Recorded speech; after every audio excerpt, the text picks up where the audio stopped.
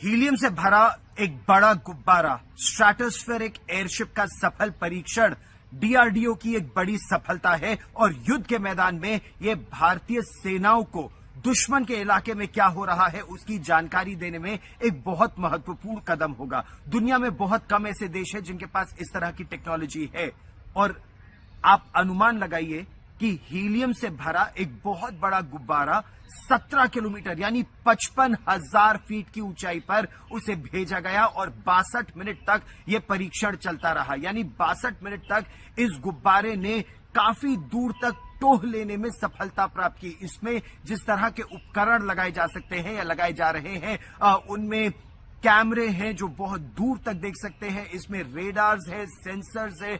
दुश्मन के इलाके की टोह लेने में यह एक बहुत महत्वपूर्ण कदम साबित होगा।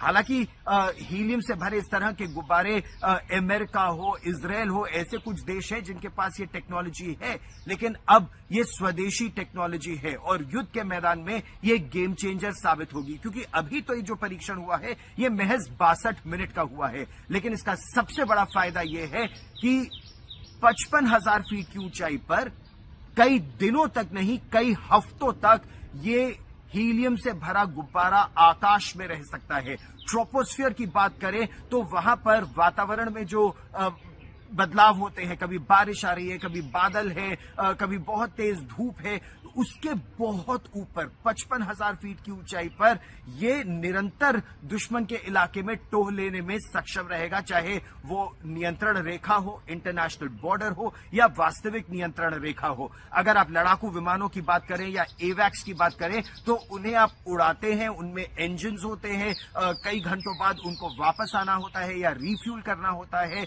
और उस समय दुश्मन घात लगाकर आप पर भी हमला कर सकता है। लेकिन ये जो गुब्बारा है ये कई दिनों तक नहीं, कई हफ्तों तक ऊपर निरंतर रह सकता है और 360 डिग्री ये टोह लेने में सक्षम है। चाहे इसके कैमरे हो, दुश्मन के टैंक कहां से आ रहे हैं, उनके लड़ाकू विमान कहां से आ रहे हैं, उनकी पैदल सेना कहां आगे बढ़ रही है, बख्तरबंद गाड़ियां कहां आगे बढ़ रही हैं, बहुत दूर तक ये टोह लेने में सक्षम है। और इसीलिए स्वदेश में जब इसका परीक्षण हुआ है तो जितने आपको गैप्स हैं नियंत्रण रेखा पर, रेडार के गैप्स हैं, रेडार क्योंकि कभी पहाड़ उसको रोक लेता है, कभी उसकी तरंगे आगे नहीं जा पाती, उसको जैम किया जा सकता है। लेकिन जब आप 17 किलोमीटर ऊपर 55,000 फीट की ऊंचाई से देख रहे हैं तो एक बहुत विस्तृत इलाके को आप देख सकेंगे और दुश्मन के लिए इसे जैम कर पाना भी बेहद कठिन होगा, क्योंकि इस तरह की टेक्नोलॉजी बहुत कम देशों के पास है। और